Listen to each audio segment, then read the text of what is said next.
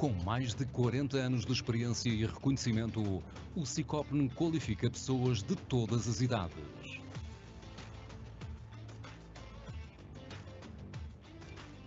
Este centro de formação ajuda-te a colocar mãos à obra para seguires a via profissional num ambiente de excelência, moderno, atrativo e acolhedor. No Sicopn, trabalhamos para que alcances os teus objetivos e sejas um vencedor. Ajudamos-te a ultrapassar os desafios num espaço que te garante a construção de um futuro com bases sólidas.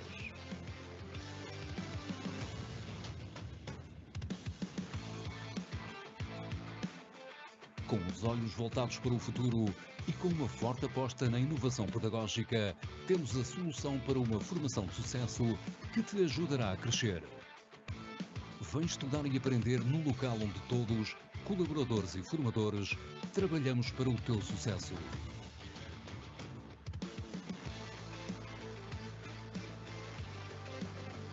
Orientados para as necessidades atuais das empresas, criamos a ponte perfeita para a tua entrada no mercado de trabalho.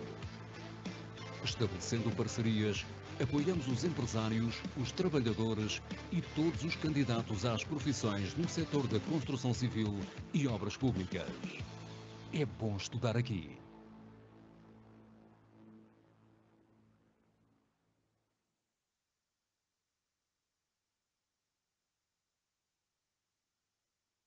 Boa tarde, bem-vindos ao ciclo de webinários quinta às 5 do Sicopn. É um prazer tê-los connosco para mais uma edição de partilha de conhecimento e debate sobre os temas mais relevantes da atualidade no setor da construção. Iremos falar sobre eficiência energética e sustentabilidade, a economia circular, gestão de resíduos, também falaremos na segurança e saúde no trabalho, digitalização e novas tecnologias. Abordaremos materiais inovadores na construção e reabilitação dos edifícios. Esperamos que estas sessões sejam uma oportunidade para refletir, aprender e inspirar novas ideias que contribuam para o crescimento e inovação do setor. Contamos com a vossa participação ativa para enriquecer as discussões. Boa sessão e até já.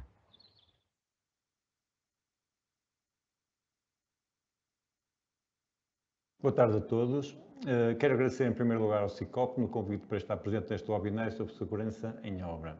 Sou João Santos Batista, sou responsável pelos cursos de segurança e saúde ocupacionais na FIL e estou nesta vida desde 2010. A construção civil é um dos setores com maior exposição a riscos ocupacionais, sendo responsável por uma parte significativa dos acidentes de trabalho graves e mortais. Entre os riscos mais recorrentes destacam-se os soterramentos e as quedas em altura, os quais têm frequentemente consequências fatais, mas perfeitamente evitáveis. De seguida vamos apresentar dois vídeos. O primeiro trata o tema dos soterramentos, que ocorrem sobretudo em trabalhos de escavação. São apresentados exemplos reais, fatores de risco associados à instabilidade do terreno, falhas de contenção e a importância de uma avaliação prévia adequada das condições do solo. O segundo vídeo foca-se nas quedas em altura, uma das principais causas de acidentes no setor da construção. São abordadas as causas frequentes, os erros comuns, o uso de equipamentos incorretamente e as boas práticas que devem ser adotadas para garantir a segurança dos trabalhadores. Vejamos os vídeos. O perigo está debaixo dos teus pés. Acidentes por soterramento são uma das principais causas de morte na construção civil. Em segundos, um trabalhador pode ficar preso sem hipóteses de escapar. Principais causas: falta de escoramento em valas e trincheiras, solo instável e deslizamentos inesperados, trabalho sem planeamento e supervisão adequada. Como prevenir? Usa sempre escoramentos e contenções em escavações profundas. Mantém uma distância segura de máquinas e cargas pesadas. Segue as normas de segurança e nunca entres numa vala sem proteção. A tua vida vale mais do que minutos poupados. Segurança em primeiro lugar. Prevenir é salvar vidas. Sabias que as quedas em altura são a principal causa de morte na construção civil? Todos os anos, centenas de trabalhadores sofrem acidentes fatais ou graves. Principais causas: falta de equipamentos de proteção individual, escadas e andaimes instáveis, ausência de sinalização e formação adequada, Prevenção salva vidas. Usa sempre arnês e capacete. Verifica a estabilidade de andaimes e escadas. Segue as normas de segurança e mantém atenção constante. A tua segurança vem sempre primeiro. Não arrisques a tua vida. Trabalhar em segurança é um direito. Espero que tenham gostado dos vídeos e que os tenham sensibilizados para o tema que nos traz aqui e de seguida passo a palavra ao colega.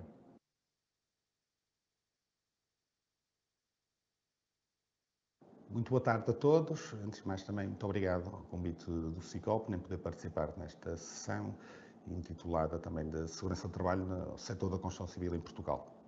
Portanto, conforme foi traçado, o objetivo desta sessão, entre mim e os meus colegas, era de tocarmos alguns assuntos, nomeadamente aspectos relacionados com as estatísticas dos acidentes de trabalho, falar um pouco sobre a principal regulamentação de segurança e saúde do trabalho no setor da construção civil e depois terminarmos com alguns exemplos de boas práticas e tendências no futuro da segurança e saúde do trabalho. Quando falamos nestes temas da segurança e saúde do trabalho, temos de facto também que analisar um pouco os impactos que os acidentes de trabalho têm. Portanto, para isso, vou mostrar de seguida alguns breves dados sobre estatísticas de sinistralidade e abordar um pouco, de forma genérica, as consequências que os acidentes de trabalho, de facto, trazem também um pouco para a vida dos trabalhadores e para as empresas. Começava, desde logo, por focar aqui os dados do Gabinete de Estratégia e Planeamento, portanto, relativamente aos acidentes de trabalho mortais no setor, portanto, em Portugal. Portanto, sendo que no ano de 2023 ocorreram, como aqui podemos verificar, cerca de 128 acidentes mortais, sendo que o setor da construção representa um dos maiores setores onde registra este tipo de acidentes mais graves. Portanto, note-se que em 2023, portanto, o setor da construção registrou cerca de 33 acidentes de trabalhos mortais, o que, se formos numa análise mais em termos percentuais, isso poderá representar cerca de 26% dos acidentes de trabalho que ocorreram nos locais de trabalho. Quando se analisa a estatística da sinistralidade, forçosamente temos que abordar também alguns indicadores, nomeadamente algumas taxas de sinistralidade. Portanto, trago aqui hoje dois dados, um primeiro sobre a taxa de incidência dos acidentes de trabalho em geral, portanto esta taxa de incidência que representa o número de acidentes de trabalho por cada 1000 trabalhadores envolvidos, sendo que o setor da construção apresenta aqui um valor de 36,8, portanto cerca de 37 acidentes por cada 1000 trabalhadores no ano de 2023. Portanto, um valor que está ligeiramente acima, cerca de 25% acima do valor da média nacional. No entanto, quando olharmos com mais detalhe para os acidentes de trabalho mortais e a sua taxa de incidência, verificamos que a construção aqui surge, no fundo, a liderar pela negativa este indicador, portanto, em que aparece com um valor de 0,1. Portanto, o que isto poderá representar, cerca de um acidente mortal por cada 10.000 trabalhadores no ano de 2023. Como referi, portanto, muitas são, então, também as consequências e o impacto que os acidentes de trabalho trazem. Portanto, em primeira instância, desde logo, os custos humanos. Portanto, os acidentes de trabalho resultam muitas das vezes em lesões graves, com incapacidades e, em muitos casos, com o impacto de perda de vidas humanas. Não é? E este impacto que muitas das vezes vai para além só dos trabalhadores, com impactos nas próprias famílias dos trabalhadores sinistrados.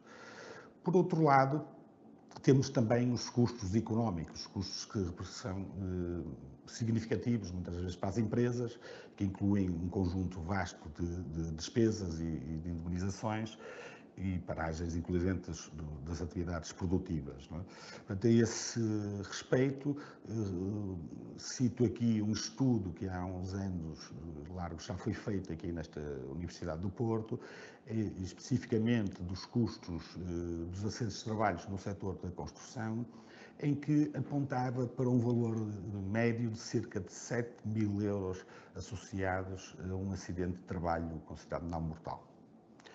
Portanto, o que hoje em dia, portanto, face aos custos também que têm vindo a aumentar, tanto quer associados a todo este setor, estará substancialmente também mais elevado. Por outro lado, temos ainda que verificar, portanto, estas questões relacionadas com as implicações legais, portanto, associadas também aos acidentes de trabalho, portanto, que muitas das vezes resultam em sanções legais, com multas e processos judiciais e a responsabilidade criminal que muitas vezes é imputada também aos diferentes responsáveis no caso de negligência grave, de infração das regras também de construção.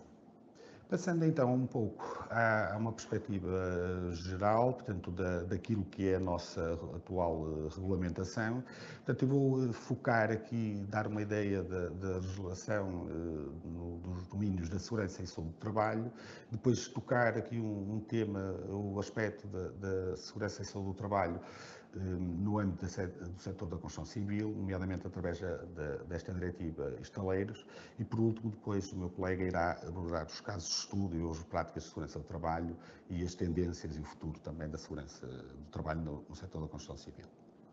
Portanto, quando então falamos ao nível regulamentar, temos necessariamente de falar aqui de um marco histórico ao nível do direito da União Europeia, portanto, que tem a ver com esta diretiva quadro relativa à promoção da melhoria da segurança e saúde dos trabalhadores. Portanto, a União Europeia publica um conjunto de atos jurídicos que tendem em vista a harmonizar a legislação pelos diferentes Estados-membros e, portanto, esta diretiva quadro marcou um passo importante na definição e na harmonização dos aspectos da legislação relacionada com a segurança e saúde dos trabalhadores nos seus locais de trabalho. Aliás, um estudo efetuado, um inquérito efetuado há cerca de 10 anos atrás, apontava para a importância desta diretiva na medida em que se encontrava entre os 10 atos jurídicos mais relevantes na melhoria da qualidade de vida dos europeus. Portanto, esta diretiva quadro, portanto, também, se quisermos, a diretiva mãe, portanto, que define todo um conjunto de regras nestes domínios da segurança e saúde do trabalho, prevê, portanto, a publicação de umas diretivas especiais na qual o legislador entendeu que determinados aspectos ou determinados setores careciam de uma particularização, sendo que o setor da construção, face às suas especificidades, portanto, viu publicada esta 8ª diretiva especial relativamente aos estaleiros temporários ou móveis. Interessa também ainda referir, portanto, que há outras diretivas aplicadas a todos os setores de atividade, incluindo também o setor da construção, que têm a sua importância, como é o caso da diretiva sobre a sinalização de segurança e saúde, ou sobre os equipamentos de proteção individual, ou até mesmo sobre os equipamentos de trabalho. Estas diretivas comunitárias, portanto, não são aplicadas diretamente ao nosso ordenamento jurídico. E, portanto, nesse sentido, elas têm que ser transpostas e, eventualmente, adaptadas à realidade de cada um dos países, sendo que, no caso da Diretiva Quadro, ela atualmente consta, está transposta através deste regime jurídico da promoção de segurança e saúde no trabalho, publicado através da Lei 102 de 2009. Já a Diretiva Estaleiros, na sua atual transposição, encontra-se transcrita, portanto, neste Decreto-Lei 273 de 2003, que é complementada pela Portaria 101/96, portanto, que de alguma forma fez a transposição e adaptação desta Diretiva Estaleiros ao nosso ordenamento jurídico nacional. Portanto, existem ainda depois um conjunto vasto de diplomas legais, dentre os quais também se destacam estes diplomas já mais antigos, portanto, nomeadamente os regulamentos de segurança de trabalho na construção, portanto, dos anos 60 e 50 do século passado. Fazendo aqui um enquadramento deste regime da promoção da segurança e saúde no trabalho, no fundo, este regime da promoção da segurança e saúde, para além de transpor a diretiva quadro, inclui também um conjunto de outras diretivas e, portanto, desde aí vou só focar alguns dos principais capítulos que estão aí elencados, nomeadamente, desde logo, estes princípios gerais, este sistema de gestão e prevenção dos riscos profissionais. Portanto, onde aqui são elencadas uma série de responsabilidades que estão cometidas também ao Estado, nomeadamente na garantia da proteção de segurança e saúde para todos os trabalhadores. E, portanto, este regime importa também aí referir que se aplica a todas as empresas, quer sejam públicas ou privadas, e que atuem para todos os setores de atividade, incluindo o setor da construção civil. Dentro dos capítulos, que são vários, mais importantes, há uns sobre os deveres, portanto, os direitos e deveres de cada uma das partes. E aí começa logo por destacar estas obrigações gerais dos empregadores, portanto, em que compete, e o legislador, no fundo, entende nessa perspectiva, em que compete ao empregador assegurar as adequadas condições de segurança e saúde no trabalho para com os seus trabalhadores. Portanto, compete também a esse empregador dinamizar e implementar um adequado sistema de avaliação e prevenção dos riscos profissionais. De igual modo, compete ao empregador a garantia de que as suas empresas disponham de uns adequados serviços de segurança e saúde no trabalho. Compete ainda também ao trabalhador formação e informação nos domínios da segurança e saúde do trabalho para com os seus trabalhadores. Portanto, no âmbito ainda destas obrigações, importa referir que o empregador deve sempre zelar para que, de forma continuada e permanente, a atividade dos trabalhadores é executada tendo em conta os chamados princípios gerais de prevenção. Por outro lado, ao nível dos direitos e deveres dos trabalhadores, portanto, podemos constatar, portanto, e o que é previsto também neste regime da promoção da segurança e saúde no trabalho, que os trabalhadores têm, de facto, então, direito à prestação do trabalho em condições de segurança e saúde, portanto, adequadas, aliás, um direito universal que está, inclusive, previsto na Constituição da República Portuguesa. Não é? E, se por um lado têm estes direitos, por outro lado também têm um conjunto de obrigações, nomeadamente do cumprimento das normas de segurança, assim como, por exemplo, a utilização correta e adequada dos equipamentos de proteção individual ou também dos próprios equipamentos de trabalho. Por outro lado, esta regulamentação aborda ainda o aspecto necessário, os aspectos necessários para que se garanta a participação e consulta dos trabalhadores, nomeadamente o seu envolvimento para com estes temas relacionados com a segurança e saúde do trabalho. Por último, e fazendo um pouco também a ponte, portanto, toda esta regulamentação e alguns outros diplomas complementares estabelecem ainda este regime sancionatório, portanto, e que, se quisermos aqui ver, há uma série de entidades e autoridades competentes, por parte do Estado, para acompanhar, fiscalizar e fazer cumprir, se quisermos assim dizer, o conjunto de regras que estão emanadas na nossa regulamentação. Portanto, o não cumprimento destas normas resulta muitas das vezes em coimas para os empregadores e para os respectivos responsáveis, bem como sanções penais, como já anteriormente tinha referido. Portanto, dando aqui só uma breve perspectiva, os princípios gerais de prevenção que estão emanados na Diretiva Quadro são 9 e, portanto, sobretudo, interessa aqui transmiti-los ou referi-los porque pela sua importância, porque são de facto a base também para o exercício desta atividade de segurança e saúde do trabalho. E, portanto, desde logo o legislador entendeu colocar como primeiro, se quisermos aqui no princípio geral, como primeiro princípio de prevenção, que os riscos devem ser evitados. E, portanto, e só aqueles que não puderem, de facto, ser evitados é que, posteriormente, portanto, deverão ser avaliados. Portanto, há um outro princípio em que o legislador entende também, e aqui define como que os riscos devem ser combatidos na origem, isto é, no momento em que eles possam vir a surgir. Se quisermos, numa obra de construção, desde a fase até mesmo de projeto, deve ser equacionada as respectivas medidas de segurança, tendo em vista minimizar os riscos durante quer a fase de execução, quer durante a fase de utilização do edificado.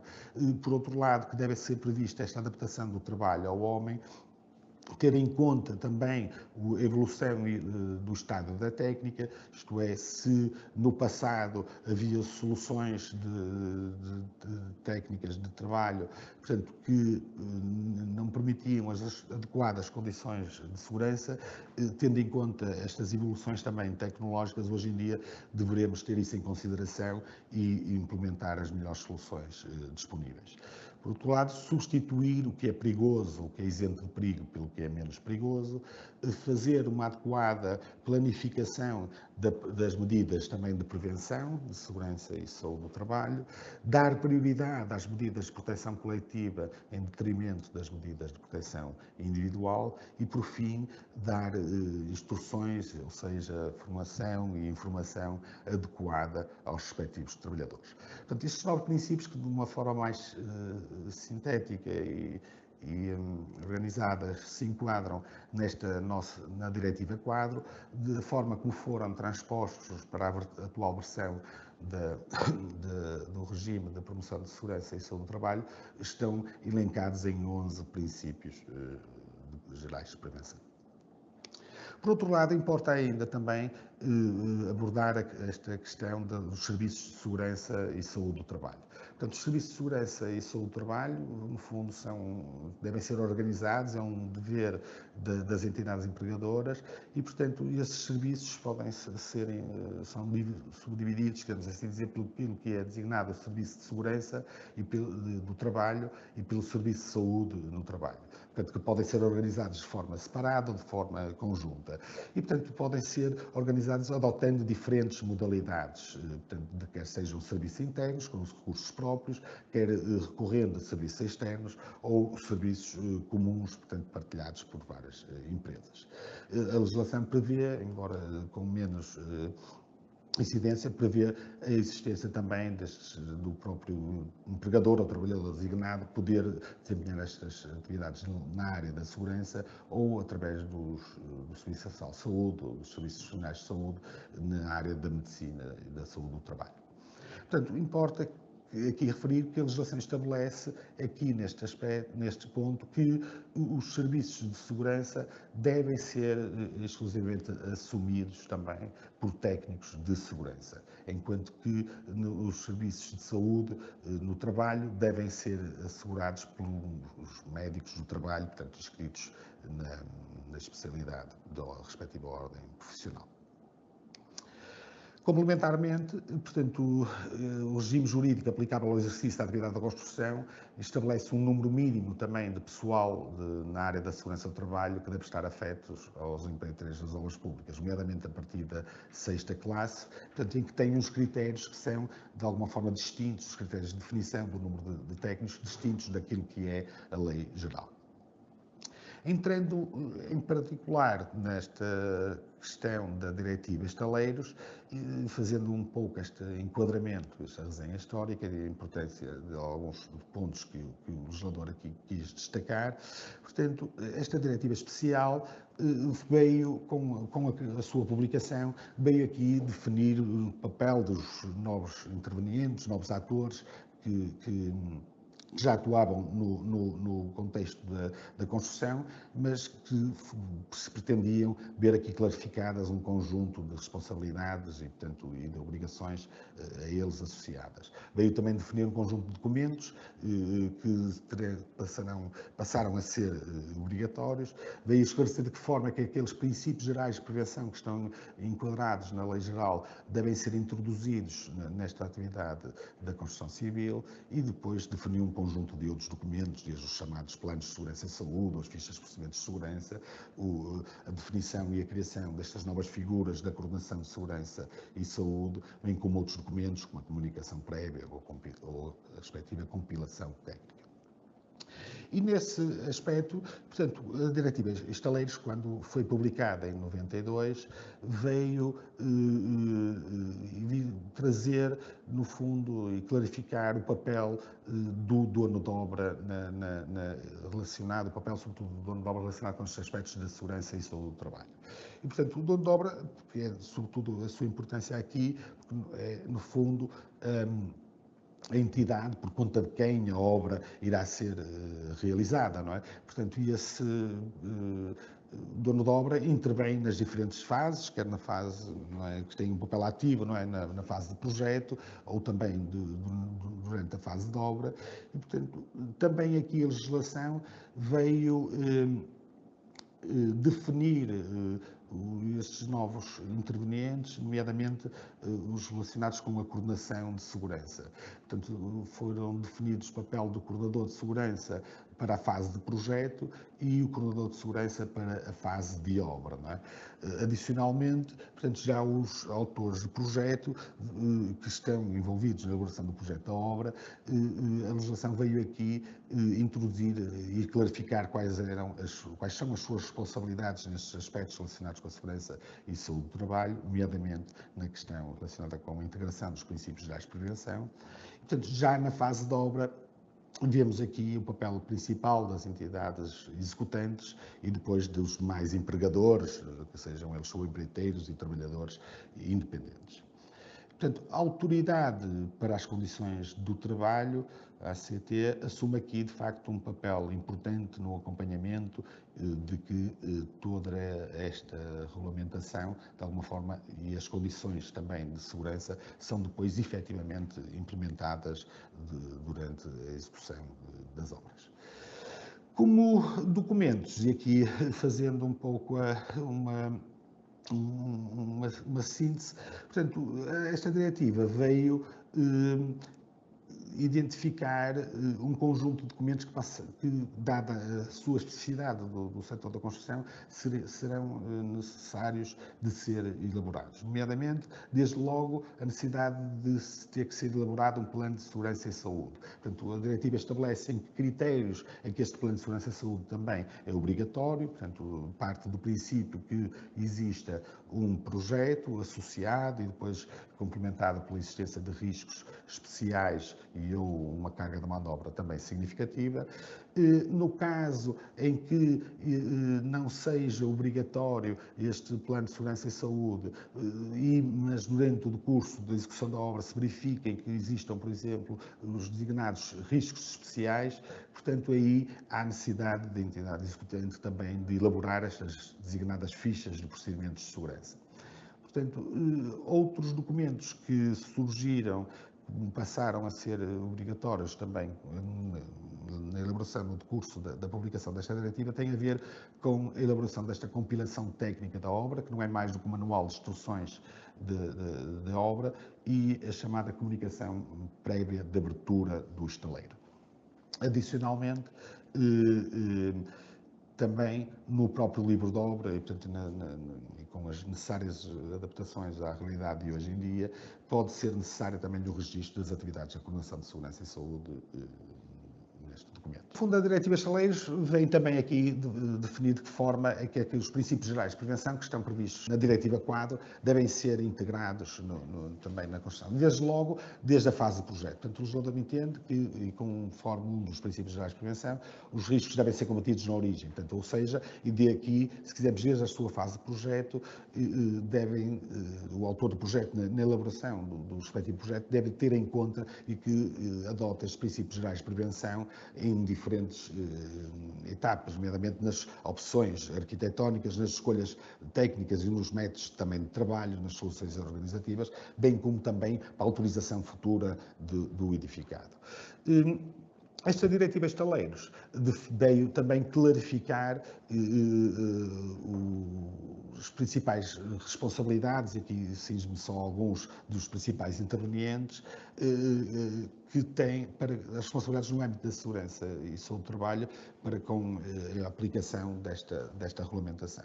Nomeadamente, ao dono de obra, a necessidade de, sempre que quer na fase de projeto ou na fase de obra, intervir mais que um sujeito, ter que nomear os respectivos coordenadores de segurança, é ele que também irá elaborar ou mandar elaborar e terá que depois fazer a aprovação do plano de segurança e saúde, caso exista, tem que garantir que é feita a comunicação prévia de abertura do estaleiro à própria ACT, deverá, entre outros aspectos, garantir que as entidades também executantes organizam e controlam devidamente também o acesso aos estaleiros.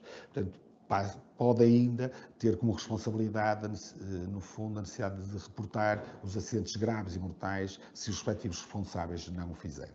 Em termos de responsabilidades também aqui principais cometidas às entidades executantes, podemos aqui destacar, desde logo, a avaliação dos riscos. Portanto, compete aqui às entidades executantes, também no decurso das suas atividades, avaliar adequadamente os riscos de segurança e saúde e implementar adequadamente também as respectivas medidas de segurança, propondo sempre que necessário as necessárias adaptações ao respectivo plano de segurança. Deverá também garantir que o plano de segurança e saúde é cumprido por todos os intervenientes também no estaleiro, garantir a existência de registros atualizados dos trabalhadores no estaleiro, cooperar quando existir com a coordenação de segurança e também intervir na comunicação, se necessário, dos acidentes de trabalho graves ou mortais à ACT. Os empregadores têm, de facto, que cumprir com as disposições do Plano de Segurança e Saúde e fazer cumprir para com os seus subcontratados e os trabalhadores as disposições que lá estão descritas. Têm como também responsabilidade a necessidade de manter de forma organizada os estaleiros em condições de higiene e de salubridade, portanto, tem que assegurar as boas condições também de circulação e de armazenamento, garantir que os equipamentos são utilizados de forma adequada, tem que, no fundo, promover a informação e a consulta também dos trabalhadores sobre os aspectos relacionados com a segurança e, portanto, ao nível dos trabalhadores independentes, portanto, devem também cumprir, nas medidas que lhe forem aplicáveis, as mesmas obrigações que estão previstas para os empregadores. Por último, interessa aqui salientar este artigo 277 do Código Penal relativamente às infrações das regras de construção. Portanto, em que, no fundo, quem no decurso da sua atividade profissional infringir regras legais, regulamentares ou técnicas, bem como danificar ou destruir aparelhagem ou meios destinados a prevenir os acidentes, pode incorrer em penas de prisão até 5 anos, se o perigo for criado por negligência, ou em penas de prisão até 3 anos, ou convertido também em pena de multa, se essa conduta for praticada por negligência. Eu passaria agora a palavra, então, ao meu colega.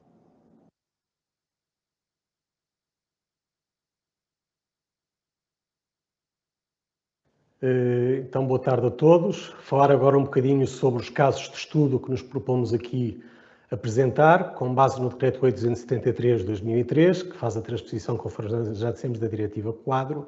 Efetivamente, o nosso objetivo é evitar situações como esta de acidentes de trabalho graves ou mortais, também, naturalmente, os pequenos acidentes, mas principalmente estes que têm consequências maiores e sempre num espírito de, independentemente da entidade que representemos, de trabalho de grupo.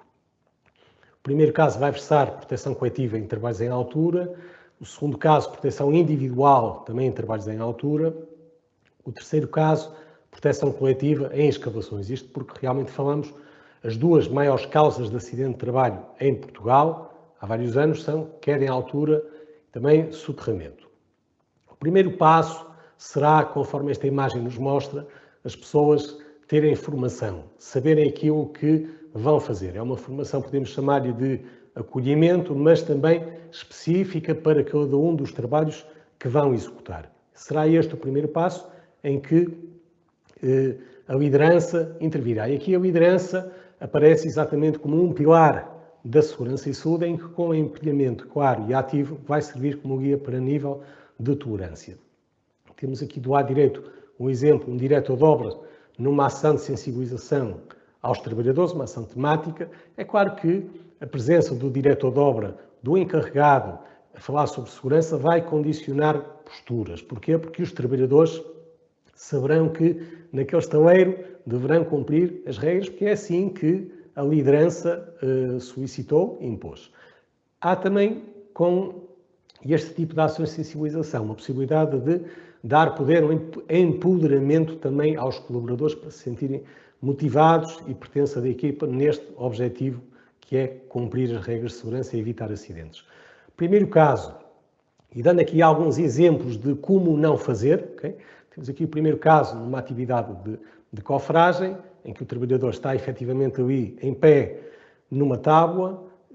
Aqui do lado direito, na preparação para uma betonagem, que não existe plataforma de trabalho, para além dos trabalhadores aparentemente não estarem a utilizar o equipamento de proteção individual devido, e depois numa situação em que a altura a que se está a trabalhar é mais baixa, mas ainda assim não deixa de existir um risco de queda em altura, em que está a fazer uma alvenaria de tijolo. E temos que dar também valor a estas situações em que o trabalhador está a 1 metro de altura, porque se ele cair de costas, se ele bater com a cabeça, se ele bater com ele pode querer amparar-se com o braço, com o ombro, terá lesões provavelmente sérias.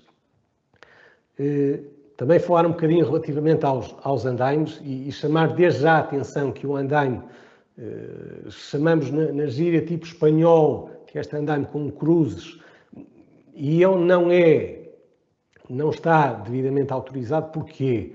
Porque não possui os 2 guarda-corpos, a 2 níveis, e não tem acesso interior, o que implica que o trabalhador tenha que adotar esta posição de risco na subida e descida do andaime. Temos aqui também outro exemplo em que, efetivamente, e neste caso, também tem a ver com a falta de proteção contra quedas em altura na montagem e desmontagem dos andaimes. Como é que podemos resolver isto? E agora passamos para as boas práticas. Ter um andaime que cumpre a norma, que cumpre o que está previsto e deverá estar previsto nos planos de segurança e saúde e fichas de procedimentos de segurança, que é os 2 guarda-corpos a 45 e 90 centímetros, de modo a impedir que a pessoa passe para zonas de risco, e o acesso interior, que garante que a pessoa pode passar de nível para nível sem ter uma queda superior a este nível. De notar que tem que haver sempre o cuidado de manter este alçapão fechado. Aqui o exemplo da pessoa então a fazer essa transição dos andaimes. Muitas vezes, e andando na rua, nós o que vemos não são este tipo de andaimes, são andaimes sem guarda-corpos, são andaimes sem acesso interiores.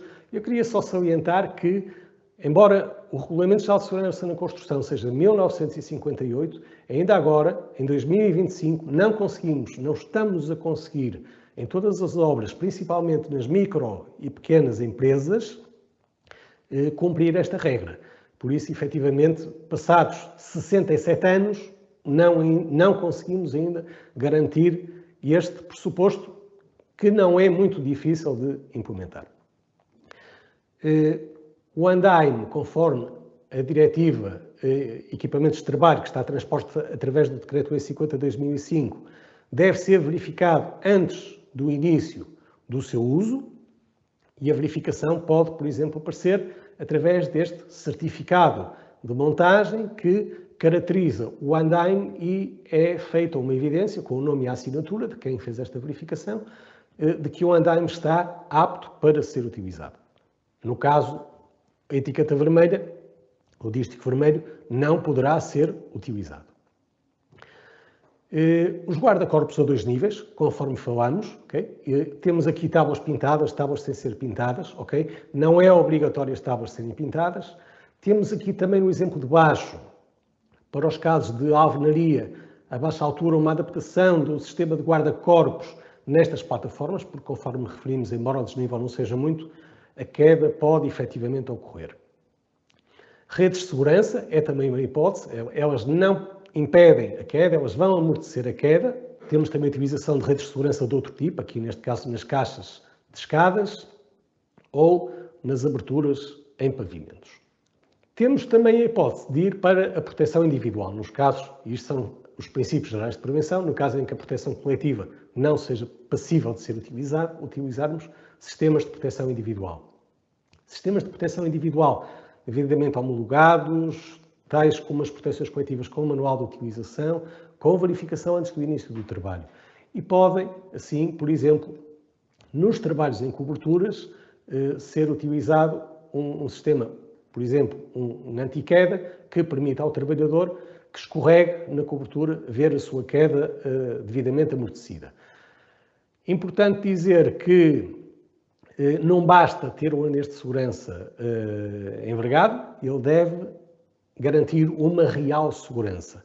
Porque se efetivamente estivermos numa falsa segurança, o que pode acontecer é que o trabalhador, ao cair, bate com os pés no chão. Por isso temos sempre que pensar num trabalhador, antes de utilizar o arnês de segurança, qual é o seu comprimento de queda, qual é o comprimento acórdico que o está a amarrar, qual é a altura do corpo, e somar isto tudo e perceber se efetivamente ele vai ou não cair com os pés no chão.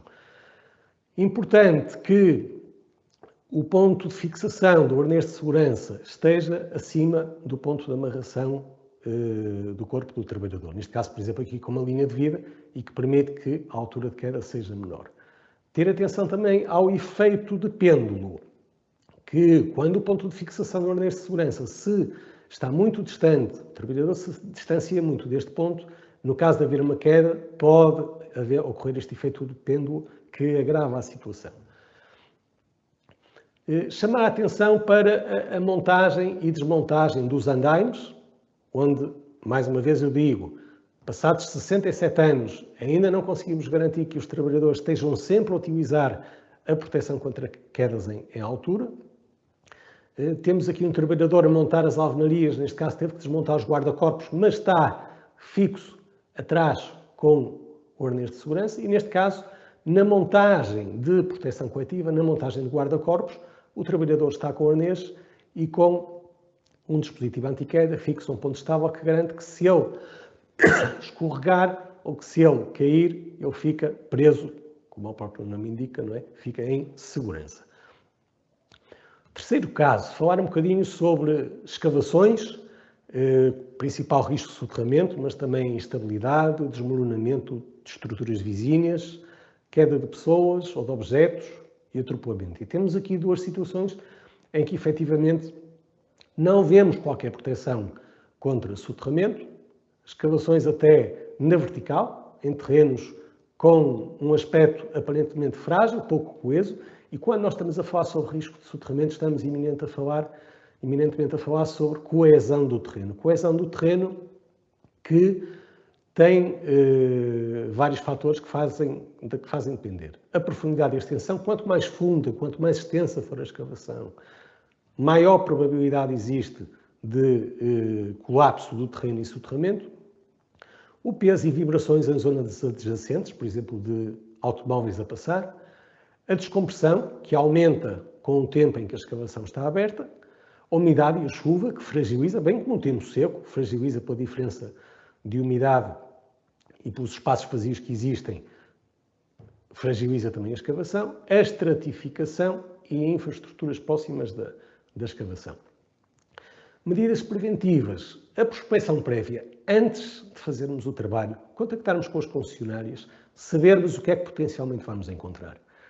Condicionar a circulação de veículos, estabilizar as estruturas vizinhas, proteger a escavação de escorrência e chuvas, garantir uma distância de segurança ao bordo da escavação, garantir os guarda-corpos em torno da escavação, garantir a proteção contra soterramento, que vamos ver a seguir, e a distância entre trabalhadores e equipamentos. Genericamente falando, temos duas hipóteses de concretizar a proteção contra soterramento, ou seja, impedir que haja cunhas de terra que potencialmente possam cair.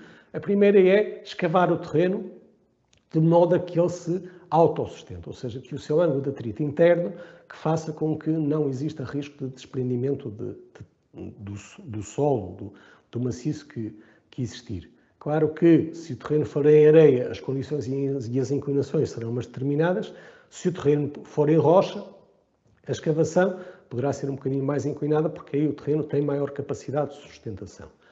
As entivações, também obrigatórias desde há 67 anos, mas ainda vemos efetivamente em zonas urbanas e obras, inclusive para donos de obra públicos, que são feitas, em que a escavação é feita sem estar garantida a proteção contra soterramentos.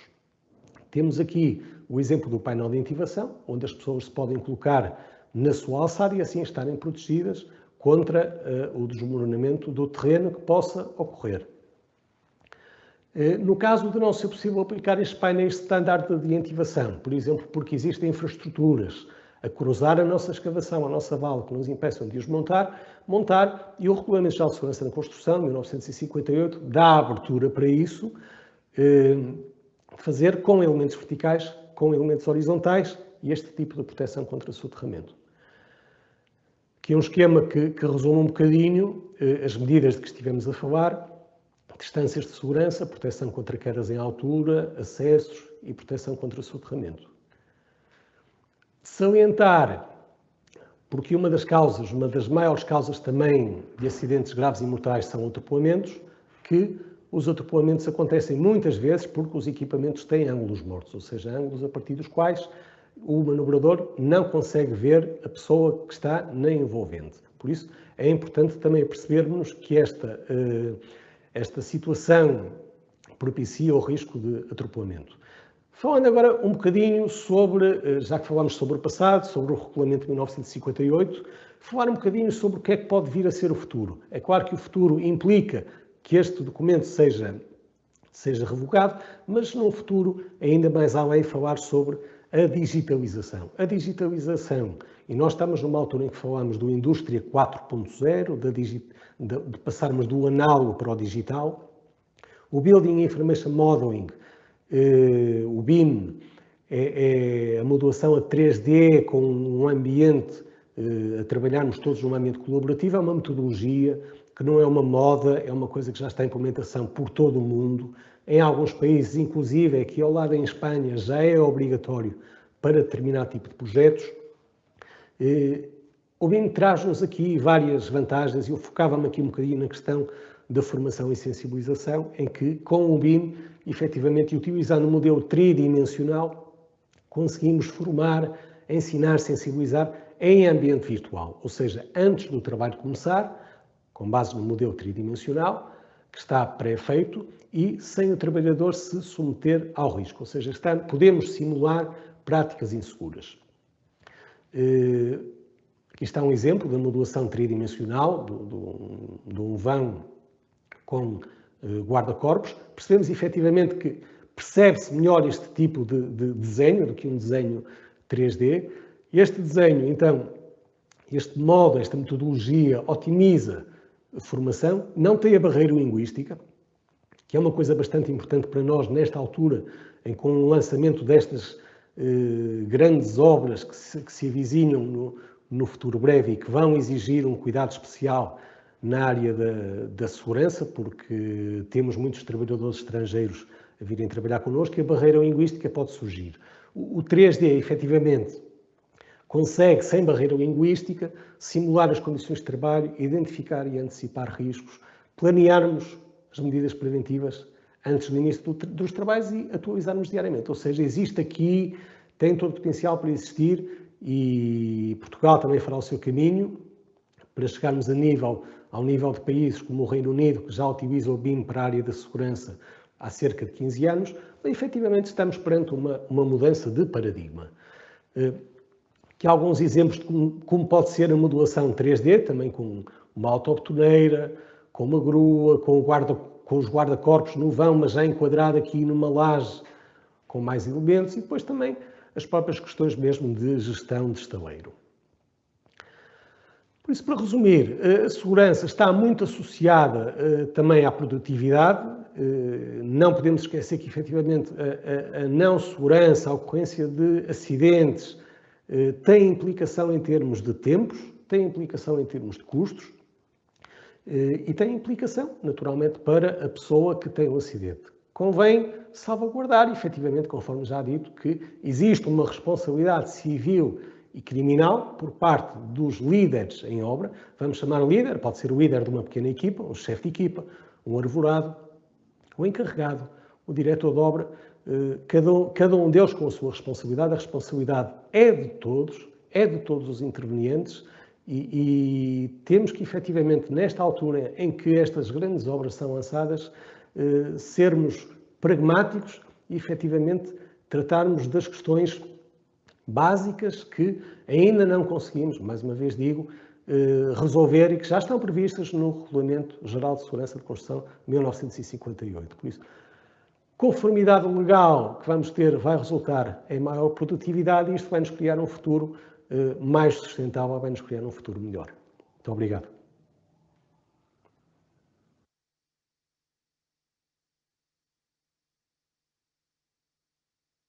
Muito boa tarde a todos. Estamos em mais um webinário neste nosso projeto Quinta às 5. Eu queria, antes de mais, agradecer aos nossos oradores que, tendo uma vida de professores na FEUP, mais algum trabalho em empresas, conseguiram aqui este tempo para nos vir apresentar este webinário num tema que é sempre muito interessante. Não posso deixar também de agradecer a outros colegas do Departamento de Engenharia Civil e de Georrecursos, nomeadamente a engenheira Joana Duarte e o engenheiro Rui Calejo, que foram também aqui peças fundamentais para termos hoje este webinário sobre este tema.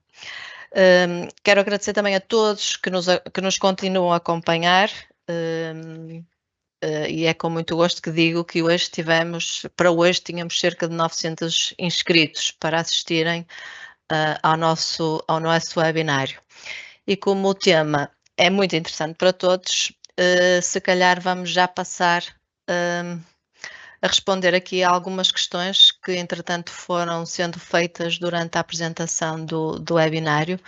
E eu vou passar aqui a primeira questão, então julgo que pode ser para o engenheiro Manuel Tender, que alguém pergunta: uma vez que estamos numa era digital, os documentos principais ou os documentos de obra podem estar disponíveis de forma digital, como em pastas, partilhas com o CSO, dono de obra, em vez de ter um formato de papel?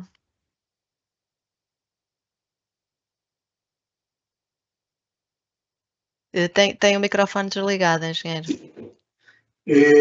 Relativamente à questão dos documentos principais de obra que nós utilizamos na área da segurança, plano de segurança em fase de projeto, com desenvolvimento em fase de obra, que são dois documentos diferentes, a comunicação prévia, a compilação técnica, sim, é possível e devem estar nessa plataforma digital. Aliás, o segundo princípio do BIM, da metodologia BIM, é a utilização de ambientes colaborativos, onde toda a gente tem acesso rápido a determinado tipo de documentos. Temos várias plataformas, temos o Procore, temos o Aconex, são as duas até mais utilizadas cá em Portugal, e sim, são partilhados, esses documentos são partilhados. Posso dar um exemplo, por exemplo, de um determinado procedimento de segurança para uma determinada atividade, que é, por exemplo, nas obras maiores, o que se está a fazer é partilhar esse documento para todos os intervenientes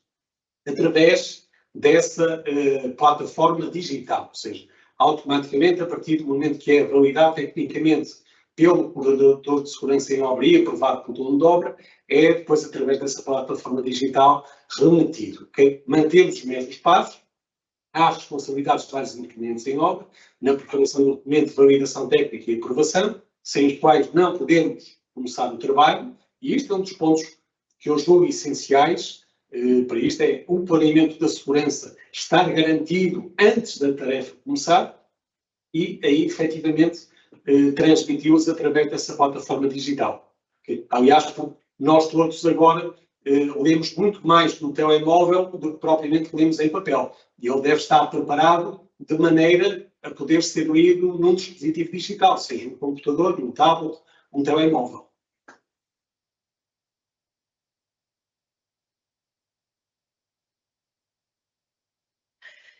eu vou passar a ler esta questão e eu creio que depois vocês entre os dois decidem quem responde, porque pelos temas eu não consigo descortinar a quem devo passar aqui a questão. O Nuno Pacheco pergunta: como já é sabido há muitos anos, os andaimes tipo espanhol são proibidos visto que não garantem as condições de segurança exigidas. Por que é que estes continuam a ser vendidos em qualquer loja, mesmo em algumas de renome e bem conhecido? E eu aqui vou pôr as coisas um bocadinho ao contrário. E eu acho que quem vai comprar tem que saber o que é que quer comprar. E para isso é que nós fazemos o planeamento da segurança, para isso é que nós fazemos planos de segurança, fichas de segurança, procedimentos de segurança. E aí tem que estar muito objetivamente indicado quais são as características do andaime, quais são os requisitos de segurança que o andaime tem que ter. Os tais 2 guarda-corpos, o rodapé, os acessos interiores. E eu acho que é por aí que nós temos que ir. Há muito material a ser vendido, efetivamente, agora só compra quem quer. Ok? E há um ditado português que é muito antigo, mas se aplica a isto, que é: o barato pode sair caro. E quando eu falo caro, posso estar a falar em a vida do trabalhador. Okay? Por isso, eu acho que aqui o ponto importante é as empresas pensarem que, ao pouparem dinheiro num produto qualquer, seja um andaime, seja um EPI que estão a comprar, podem estar a fazer um mau investimento que se vai produzir na maior probabilidade dos acidentes de trabalho.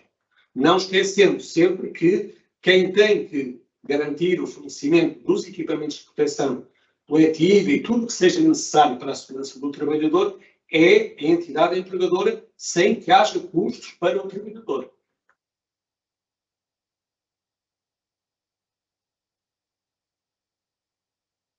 Temos aqui não sei se é bem uma questão, se é algo que o Sr. Edgar Ferreira coloca aqui, que ele diz: a questão que quero colocar é que deveria existir mais fiscalização em obra por parte da ACT, como pelos responsáveis pela fiscalização contratada pelo dono de obra. Posso acrescentar e responder, tanto de facto ver, mas também, sobretudo, deveria haver aqui também uma maior responsabilidade, um maior compromisso, se devemos assim dizer, dos diferentes responsáveis que existem na obra, portanto, das diferentes entidades, portanto, entidades técnicas, entidades de obra, portanto, técnicos, sobretudo para que se pudesse introduzir e incluir de forma mais objetiva, portanto, estas medidas também de segurança durante a execução, de facto, da obra. Só para complementar o que o colega estava aqui a dizer, não nos podemos esquecer que a segurança é uma responsabilidade de todos. O que está em cima da mesa, em caso de acidente, é uma responsabilidade civil e criminal, e todas as pessoas que estão em obra, seja ele o técnico de segurança, o diretor de obra, o encarregado fiscal, o engenheiro fiscal, o topógrafo, quem quer que seja, há uma responsabilidade civil e criminal. Se eu vejo que há uma ação que está a ser tomada que coloca em perigo a vida de um trabalhador e eu estou presente em obra, devo alertar. Ou seja, para dizer que a responsabilidade aqui não é só da equipa da segurança, não é só para fazer, não é só para pensar quando as equipas de segurança chegam, é para manter. E é para manter, nós só conseguimos manter efetivamente se houver interesse, dedicação por parte de todos os intervenientes em obra. Não esquecendo que é do interesse de todos, quer pelas consequências que pode ter, quer pela própria paragem de uma frente de obra, que, se houver um acidente, pode ocorrer.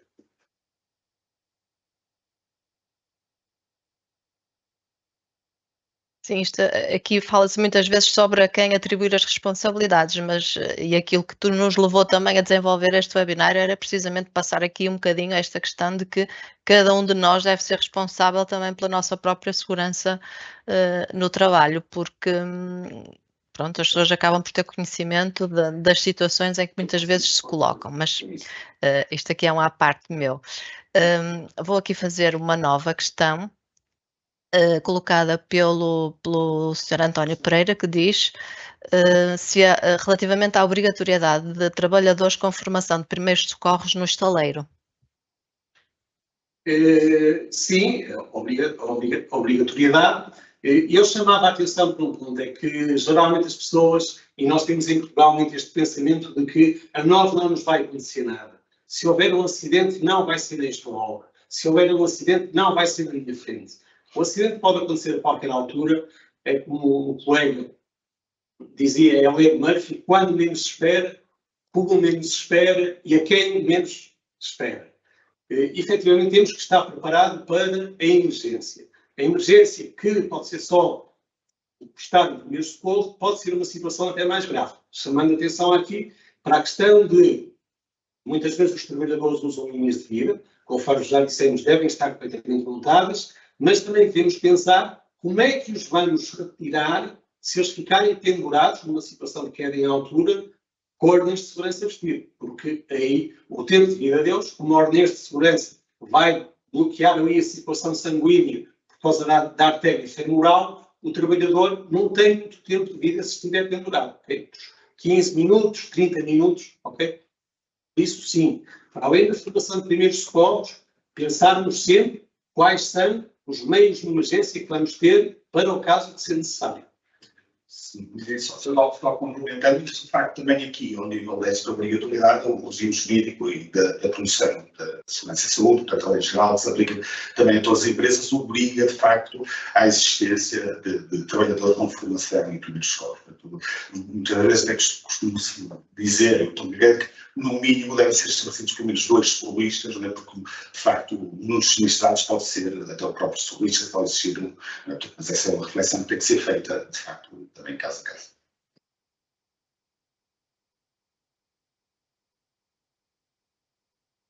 Aqui outra questão. São permitidos cavaletes em obra como plataforma de trabalho, uma vez que este tipo de equipamento não são normalizados? Doutora Rita, vou juntar esta também à pergunta que está ali embaixo, do André espanhol das alturas sim, do 2 metros, e eu volto a realçar. O comprador é que vai dizer o que é que quer comprar, ok? E tem que estar escrito no desenvolvimento do Plano de Segurança e Saúde o que é permitido ou não, ok? E, efetivamente, o cavalete não é a solução ideal. Devemos aqui utilizar, privilegiar sempre situações como andaimes.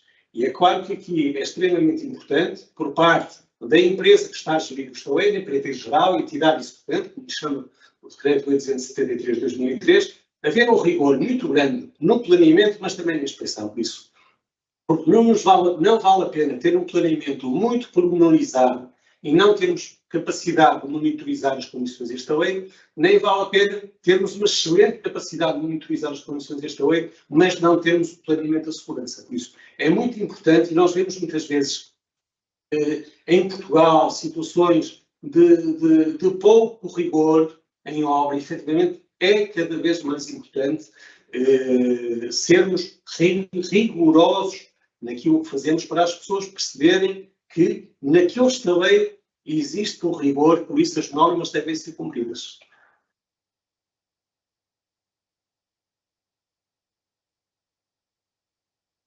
Aqui uma questão também colocada por uma Joana, que diz, em trabalhos móveis, por exemplo, estradas, é obrigatório ter estaleiro ou poderá haver apenas parqueamento de máquinas? E é obrigatório ter casa de banho em obra móvel? E se sim, como é que isso seria viável? Se nós temos trabalhadores, temos que dar condições aos trabalhadores. Condições de ter casa de banho, de ter um local para troca de roupa, de ter um local para uma toma de refeições, seja porque está muito calor, como hoje, seja porque está muita chuva, como previsivelmente depois da manhã vai estar. Não é? Por isso, tem que haver efetivamente essas condições. Há várias soluções no mercado e devemos pensar que nem que o trabalho seja fixo ou móvel, que dure um dia, que dure uma semana, temos que dar as condições que temos que dar. Temos que dignificar o trabalho, temos que dar dignidade ao local de trabalho. Porque um local de trabalho que não seja digno, certamente é um local de trabalho onde a pessoa não está motivada. E um local de trabalho onde a pessoa não está motivada é certamente um local de trabalho com menos condições de segurança. Eu acho que aqui é um dos pontos que nos está efetivamente que temos muito que trabalhar ainda, porque efetivamente algumas das questões do cumprimento de regras de segurança, pegando um bocadinho na pergunta abaixo, se a doutora Rita me permite, okay? Que é a questão de como é que nós conseguimos sensibilizar os trabalhadores em obra para o cumprimento das regras. A melhor maneira de sensibilizar um trabalhador, na minha opinião, é ele estar motivado e ele perceber o que é que está ali a fazer. E ele perceber qual é a função dele. O que é que ele está a fazer? Ele está a sentar numa parede de tijolos. Para quê? Para uma casa, para um hotel, para um hospital. Ele saber, ele sentir-se parte do trabalho. E esta motivação é essencial para nós garantirmos que ele se comporta devidamente, porque muitas das coisas que nós estamos a falar têm muito a ver com questões comportamentais. Agora, como é que se altera o comportamento dos trabalhadores? Como é que se pode levar um trabalhador a cumprir as normas? É realmente, primeiro, conquistar a confiança dele. Certamente não será uma simples indicação de que, olha, é proibido fazer isto, é obrigatório fazer aquilo. Não. Ele tem que perceber. Ele tem que ver lógica naquela indicação. O trabalhador tem que ver lógica na indicação que está. Ele tem que perceber porque é que é preciso aquilo EPI.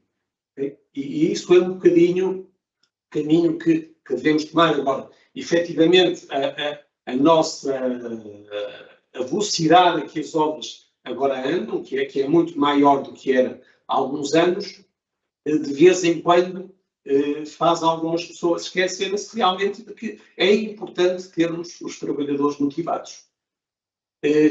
A questão... Sim, muito conversa. Desculpa, Manuel. Não, é só complementar, se calhar, não sei se em relação também à questão, assim, claro, com a questão seguinte, portanto, desta qual a melhor forma de sensibilização dos trabalhadores em obras para a utilização de EPIs e cumprimento dos procedimentos, basta isso também que o meu colega estava a referir. Né? Portanto, isto, aliás, no fundo, até se quisermos ver lei geral, portanto, dentro daquilo que é a diretiva quadro que está estabelecido, há um dos referidos dos capítulos que passa pela consulta e a participação dos trabalhadores. E aqui, quando é feita esta análise de risco, portanto, e é identificar que existe um risco que ele vai estar presente em obra e que, portanto, a forma de se fazer o sistema e o controle dessa medida através da realização da experiência individual, eles, ao serem selecionados, regra geral tem muito melhor aceitação para as pessoas se houver um envolvimento, por exemplo, dos trabalhadores na seleção, no conforto, vamos supor até, por exemplo, do calçado de proteção, portanto, e se for também explicar o fim a que se destina a utilização desse equipamento e todo este processo de gestão de risco, muitas vezes há uma melhor aceitação e um melhor depois cumprimento, de facto, também das regras que forem definidas para implementar em obra, não é?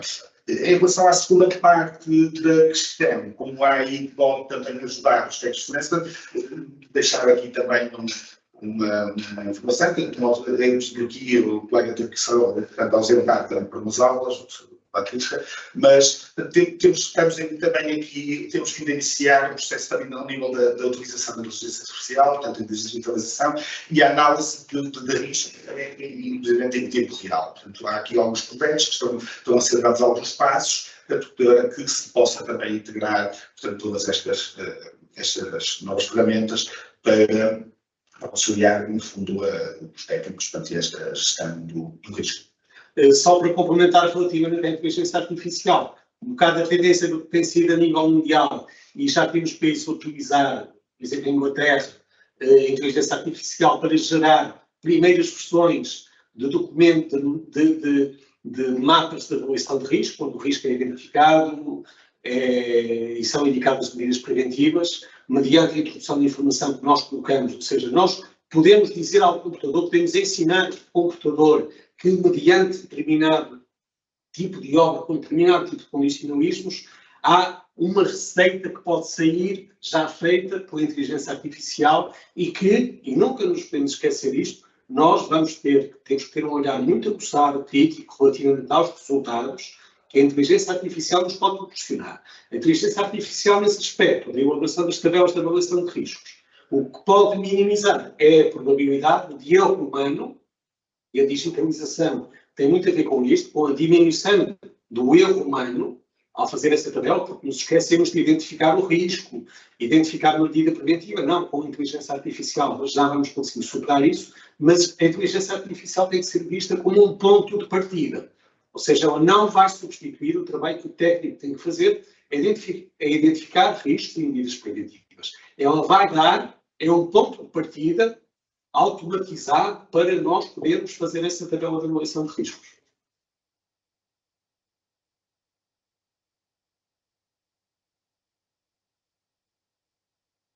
E nós, como quem nos acompanha sabe que nós gostamos de cumprir mais ou menos os 60 minutos que nós dedicamos a estes webinários, entretanto o colega que está connosco aqui na produção já encerrou as questões e, portanto, esta teria sido a última questão que tínhamos aqui para responder.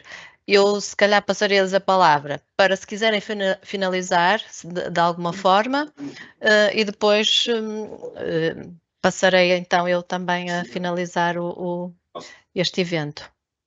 Podemos falar aqui, mas nós no Salto de Correia sempre agradecer também as palavras iniciais, para agradecer deixar o convite e, portanto, felicitar também pela organização e a participação também este evento, portanto, que estes temas, de facto, continuam a ser estarem na hora do dia, portanto, têm de ser dinamizados, quer aqui na própria faculdade que tem, através das licenciaturas magistradas que aqui são feitos, quer também depois do Cicop. Portanto, muito obrigado ao Cicop por esta hipótese de divulgação nesta área tão nova que é a segurança no trabalho, e obrigado também a quem esteve aqui a ouvir-nos.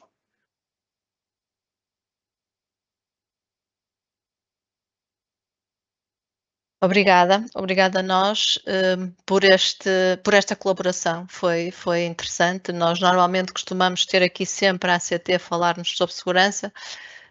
Tivemos aqui uma nova abordagem por parte da Universidade, da Engenharia. É sempre um bom complemento e é sempre muito bom falarmos nestes temas, porque realmente no setor da construção civil, nas diversas profissões, os técnicos de segurança têm todos, é evidente que a responsabilidade tem que ser de todos, mas os responsáveis pela segurança em obra têm aqui um papel acrescido.